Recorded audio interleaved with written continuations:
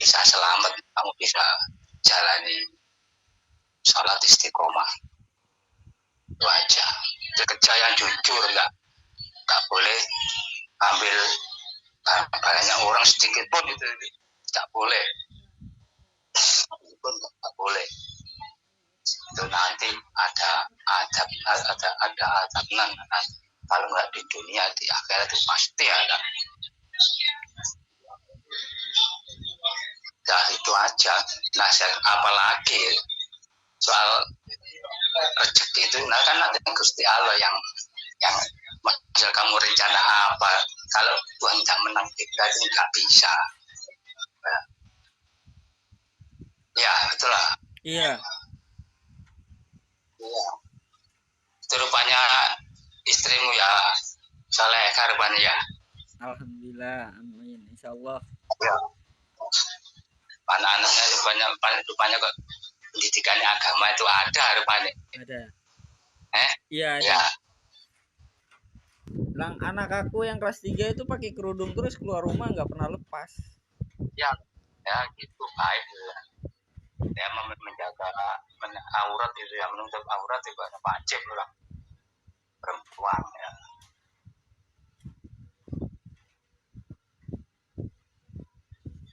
Nah, alhamdulillah, kangen aku terobati benar. Iya.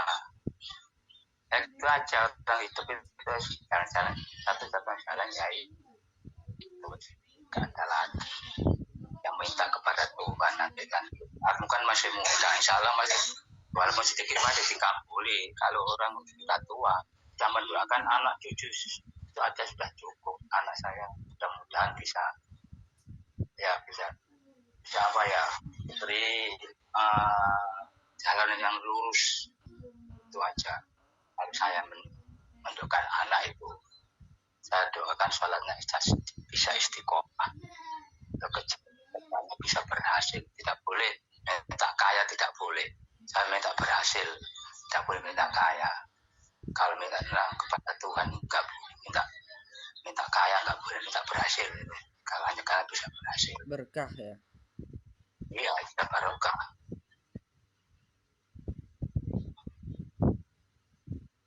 Aku 2-3 hari yang lalu, setelah aku perhatiin, tumbuh uban di kumis. Aku langsung nangis. Dan dari tahun-tahun kemarin pas COVID, awal-awal COVID, itu aku pernah kenakan COVID. Itu antara sadar atau enggak sadar, ada yang datengin itu semuanya, Pak Di. Semuanya yang udah meninggal itu datang. Terutama nenek aku, bapak. Nah, itu ngingetin kalau aku tuh umur 40. Jadi umur saya udah 37. Nah, umur lu udah 37. 3 tahun lagi mendekati 40. Lebih mendekatkan diri lagi ibadah. Iya. Jangan sampai lalai atau lagi bolong. Kalau bisa udah nggak usah ngurusin orang mau syirik ya mau apa, udah kita fokus aja ibadah gitu. Nggak boleh rasa-rasa itu lebih besar dosanya, orang rasa-rasa sama orang lain itu nggak boleh. Dosa daripada berzina, lebih baik berzina daripada ngerasani orang.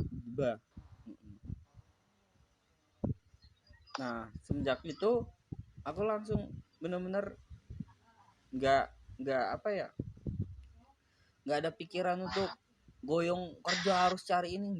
Aku udah nggak mau fokus ke dunia, bener. Aku lebih fokus udah akhirat. Sholat aku benerin, sholat lebih itu dijaga tepat waktunya. Udah, mau nggak usah ngurusin urusan orang yang bukan urusan kita gitu. Udah, apalagi ngomongin orang. Kamu habis sholat itu harus kirim doa sama orang tua. Iya.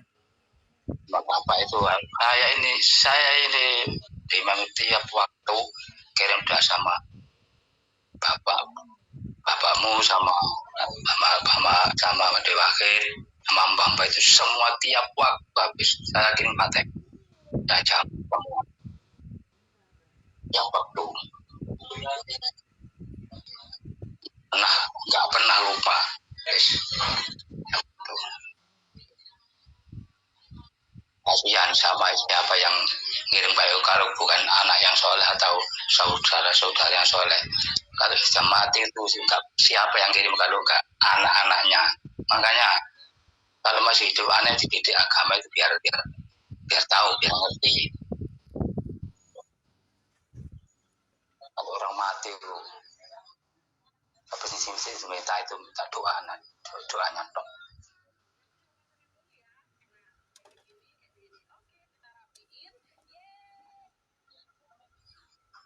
Didin itu dekat itu nggak pernah pulang, nggak ingat sama bapaknya.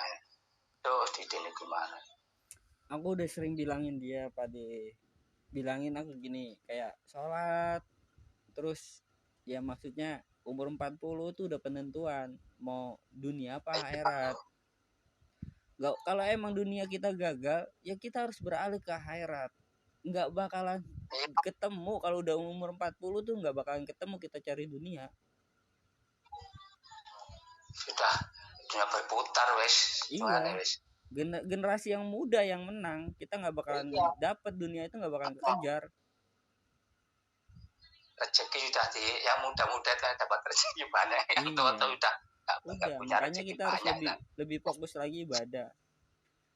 Ya satu, penyakit udah mulai muncul, kayak aku aja sering kadang sakit pinggang, kadang tangan kram. 40 kalau punya penyakit pasti muncul.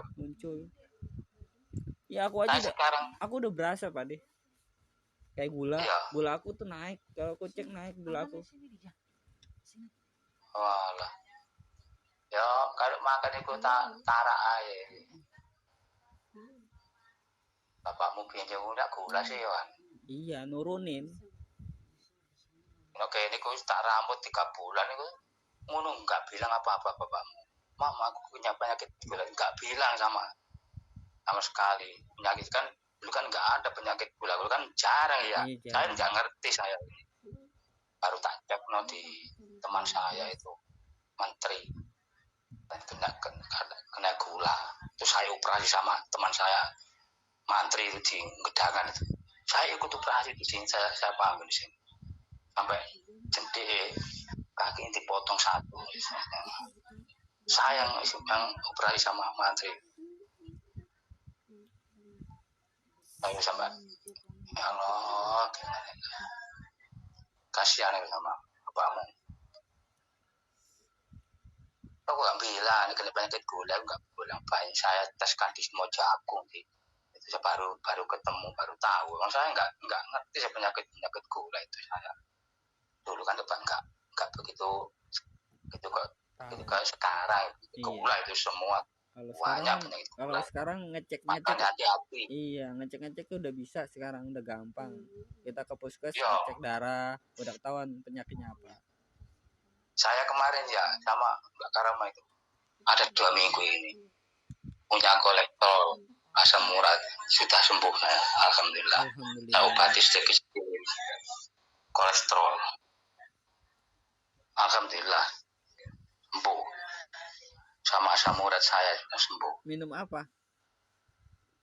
Ya beli di apotek. Asam urat itu obat. Bukan minum jamu-jamu atau pohon gitu. Iya, jamu koder begitu barang kan, temulawak apa saja minum. Itu klopo, air kelapa, alhamdulillah. Tapi rutin, bukan rutin insyaallah waras. Masalahnya ya aku sih semakin berumur kan, sekarang kan 37, aku semakin berumur gini mikir, ya Allah, penyakit sebenarnya kita yang cari sendiri. Kita makan sembarangan, hidup nggak sehat, ya kan? Kamu kan nggak olahraga. Iya. Habis olahraga apa nih? Saya itu dulu itu makan sate tiap hari 3 kali 2 kali. Tapi saya olahraga tiap hari sepak bola, nggak pernah berhenti. Saya berhenti 2 tahun ini sepak bola. Masih ya? Bola, main bola tendang. Main bola. Sini nggak ada lapangan.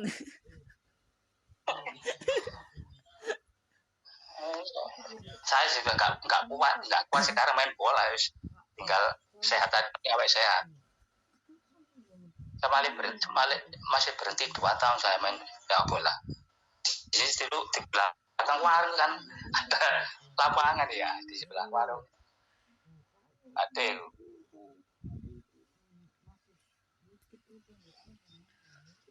Pak De, aku mau menyampaikan, ya Allah, semoga dikasih kesehatan yang di Jombang semuanya, terutama Pak Imam, Bibi Karoma, terus saya juga. Amin. Ya Allah, semoga ya saudara-saudara pada akur. Yang kedua, Allah lebih tabahkan lagi pada Imam, karena aku udah tahu ceritanya semua. Pudan udah sampein. Ya, karena ya demi Allah, aku pun gak berpikiran. Memang warisan itu meninggalkan gak bagus. Kalau warisan ditinggalin itu malah gak bagus ya. Ya. Malah jadi pertengkaran antara saudara. Lah iki setiap mau Didin ada rasa itu bagaimana? Aku nggak apa-apa ya, itu haknya dia. Nek Pak Dimano bilang gini, gak usah mam, sekarang gini aja. Kalau bisa beli kambing, bisa dikurbani, lalu dipanjai. Ada bakerut iku, terus sopo sing banjainya gak awakmu ini. Gak apa-apa cak mau. Nah omongane, lalu karena mau ya apa ya, gak penat aku kan omongane ya. Kalau gak ada berita dari Didin bilang apa, tak kamu bilang apa gitu, yang Pak Dimano terus nanti sampai nendang aku. Pak Dimano bilang gitu. Gak sama, nanti kalau kamu punya rezeki, bikin kambing untuk kurban akerut. Nanti sisanya buat kirim doa gitu. Aku itu gimana? Nah, ya terserah. Aku nggak itu, maksudnya ya emang kalau memang itu yang terbagus, yang terbaik, ya aku setuju.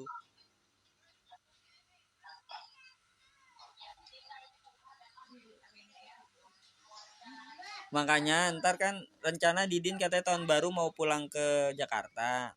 Nanti aku mau omongin semua sama Didin, sama Irul, aku mau rembukin. Nah, jujur kan dari awal yang sebelumnya aku udah teleponan juga sama Kiar nelpon aku yang ngomongin masalah bahas si Bibah, Mbak Bibah itu.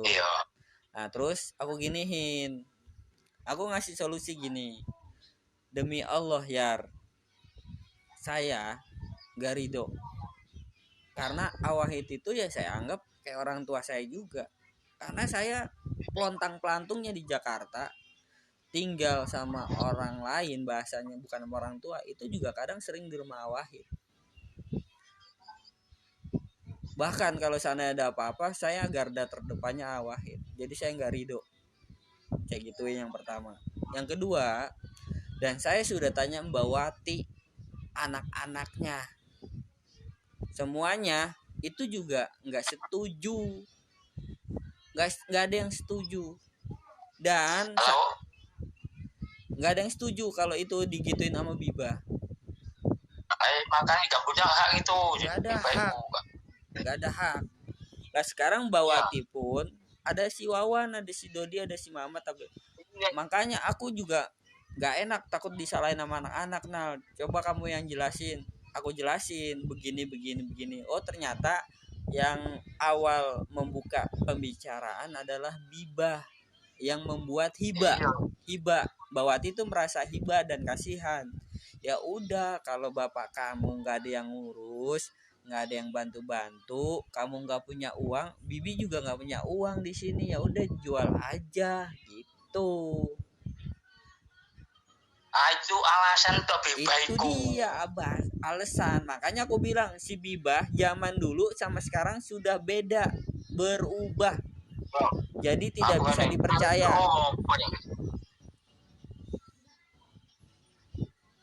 Nah, terus kemarin terakhir pembicaraan saya sudah ngomong ke Kiar. Kiar, saya ngomong to the point aja. Saya sudah nanyain dari Mbak Wati, Wawan, si Dodi, si Mamat, kamu ada minat gak untuk tinggal di Jombang atau menetap di sana? Mereka semua berempat gak ada yang ada minat untuk tinggal di Jombang. Itu jawaban mereka. Yang kedua, kalau aku pikir, aku sempat nanya ke Didin, lo kenapa lo nggak mau di Jombang? Mata pencarian rezekinya nggak bisa di Jombang karena dia salonnya di Surabaya. Kalau bolak-balik dari Jombang ke Surabaya jauh, alasannya itu capek, malah bahaya di jalan, mobil gede-gede. Lah terus sekarang gini, daripada ricuh, lebih baik saya bilang ke Kiar, kamu punya duit berapa Yar? Kamu bayarin jatahnya Awahid. Dan kalaupun ada rezeki mau bayarin jatahnya Didin, ya bayarin jatahnya Didin, tapi dikonfirmasiin. Udah selesai, aku gituin. Ya kan? Terserah. Kalau aku sih pikir, ya nama sama saudara nggak mungkin kita jual harga tinggi, ya harganya segini, ya ini gini ya dijelasin. Aku pun baru tahu ternyata itu tanah juga tanah bodong, bahasanya nggak ada suratnya. Kalau bagi aku udah nggak ada harganya kan, ada harganya cuma untuk tempat tinggal toh. Dan saya udah khawatir banget nanti suatu saat, mungkin 10 tahun lagi di masa yang lebih mendatang, itu teknologi sudah makin itu bakalan mall buka di daerah situ Pak De. Dan tanah itu akan mahal, nanti yang gak ada surat itu pasti bakalan tersingkir. Iya, ya zaman-zaman sekarang kan banyak tuh, satu kampung di blokade, diusir karena gak ada sertifikat tanah. Yang menang ya hukum lagi yang orang punya duit. Iya, waktu itu kejadian kok di Depok, di sini, di Cipinang, itu satu kampung kegusur semua, nggak bisa ngebela diri karena nggak punya sertifikat tanah. Kalah sama orang Cina. Kalah sama dia yang punya surat sertifikat itu yang menang. Iya, secara hukum ya dia dampingannya polisi. Iya. Makanya kalau aku bilang ke Kiar, kalau kamu bangun rumah bagus-bagus juga sayang Yar, mendingan kamu bangun bengkel aja untuk usaha. Aku gituin, jangan untuk tempat tinggal bagus-bagus, jangan ntar kegusur, aku gituin. Iya lang tanah nggak jelas. Dulu Kiar udah mau nyoba mau ngurus suratnya, tapi diajakin warga-warga situ nggak ada yang mau yang bergerak, jadi Kiar males. Iya, kemarin ya saya mau mencari ya nggak bisa, soalnya sebetulnya masih dibantu sama Mbak Jaika. Saya sempat jajak ngurus sertifikat itu bayarnya. Bagaimana saya awal? Iya, itu dia. Sekarang kan susah. Kalau aku nyaranin gini kan, kalau seandainya ternyata kata Kiar itu gini, nah itu masih satu petakan. Jadi rumah kita, rumah sebelah kanan, sebelah kiri itu masih gabung semua, belum terpecah. Aduh. Iya. Kalau masih rumah 4 jadi satu.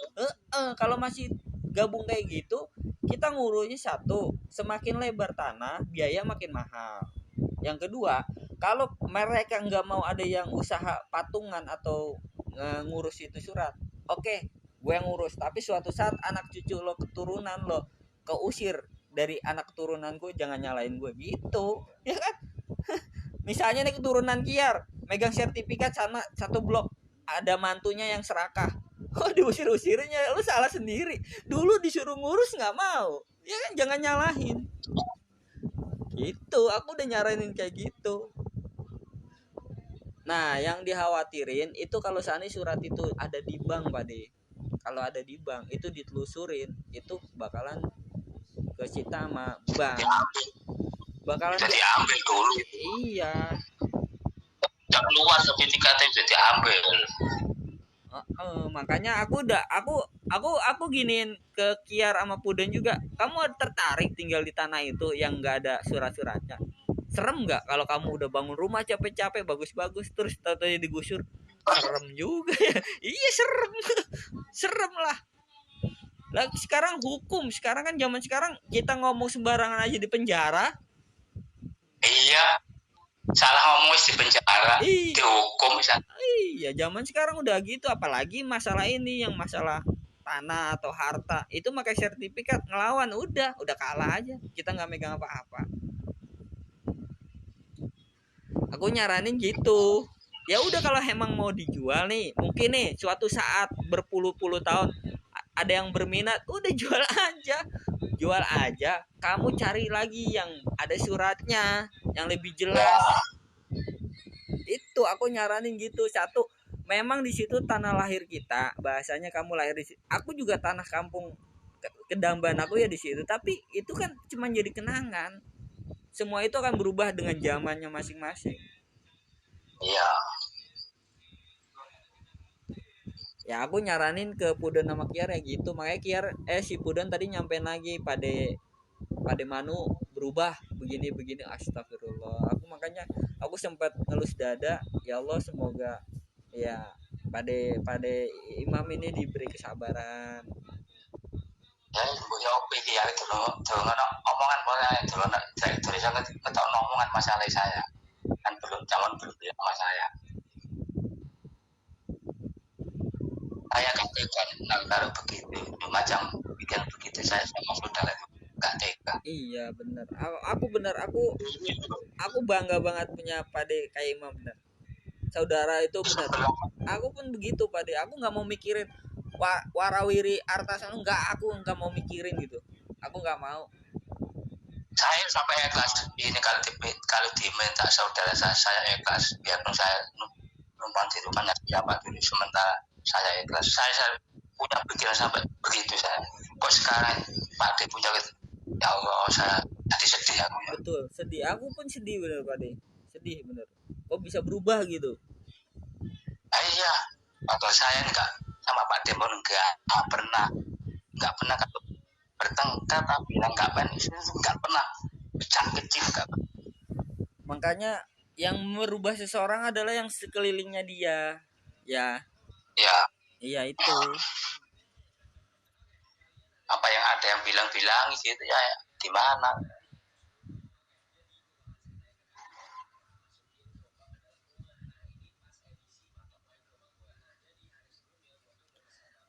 Pada nggak mau ke Jakarta main sini?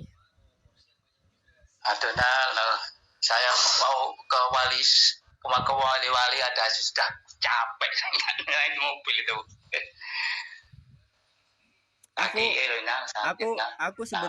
Aku sebenarnya disuruh lanjutin Pak De, tapi aku masih belum siap. Lanjuti apa? Nenek aku kan ada pegangan gitu. Ya. Nah waktu itu kan udah meninggal udah lama. Nah emak aku surupan yang masukin yaitu nenek aku. Nah terus dia bilang itu ada kayak pusaka gitu dititipkan di teman aku ada yang ngerti juga, tapi udah dulu teman kerja, tapi dia sekarang udah ke Banyuwangi, udah kemana, rambutnya udah panjang itu. Nah dititipin ke dia, jadi kak lo ambil deh tuh ituannya, itu cuman gue titipin gitu. Nah masalahnya aku sempet nanya itu kalau megang itu manfaatnya untuk aku apa, ya lo bisa banyak bantu orang katanya gitu. Nah masalahnya satu, kalau yang aku khawatirin takutnya aku jadi kayak syirik gitu. Iya. Ya kan? Orang kalau belum kuat enggak gitu-gituan orang. Aku kalau belum siap aku belum mau, takutnya iman aku masih goyang-goyang jadi musyrik, percaya sama begitu-gituan. Berarti musyrik tambah kamu tambah sorot sengsara aku ntar.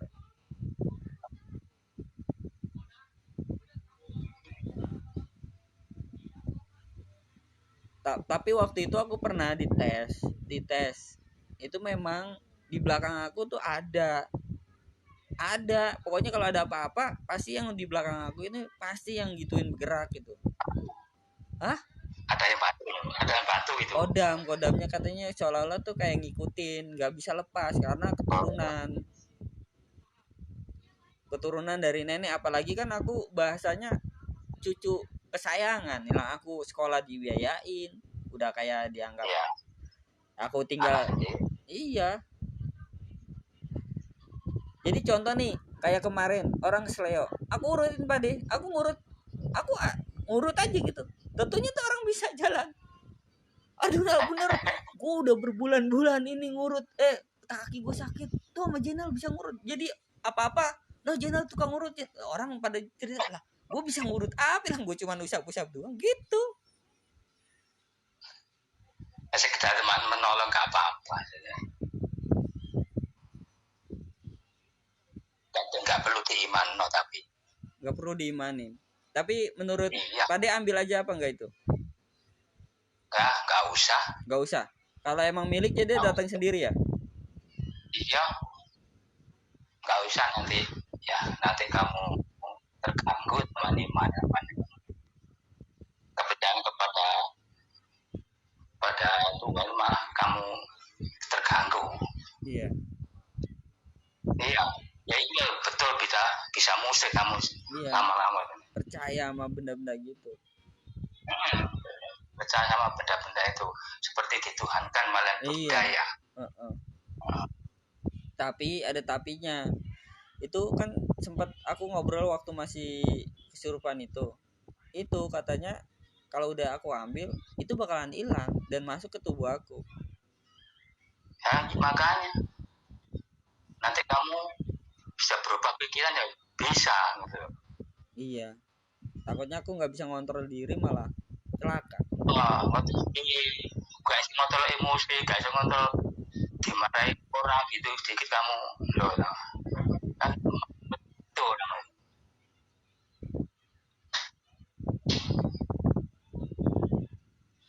Kalau orang punya pegangan itu pasti ada musuhnya. Ada pasti ya. Iya pasti ya.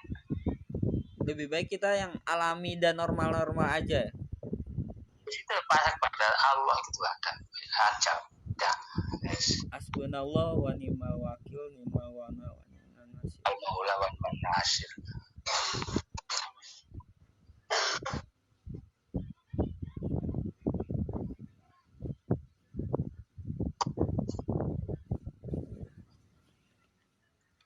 Tapi kamu kerjanya di salon tak? Iya di salon. Aku bagian mijit-mijit. Kayak kerimbat, kayak zamannya Pudon dulu. Aku kagak naik-naik jabatan. Mijit aja udah menyampu. Pengalaman gak ngeliat pengalamannya? Enggak, kalau di rumah aku gunting tetangga, gunting istri, gunting anak, terus semuting. Di sini orang potong itu malah merajalela. Iya. Rame. Putih juga semua potong sampai no tempat ya.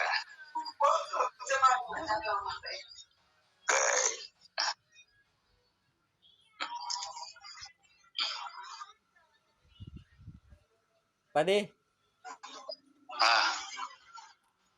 Saya mohon maaf ya kalau ada salah-salah kata, terus atau memang saya belum sempat berkunjung ke sana. Doain aja biar saya ada rezekinya dan bisa bawa anak istri ke sana.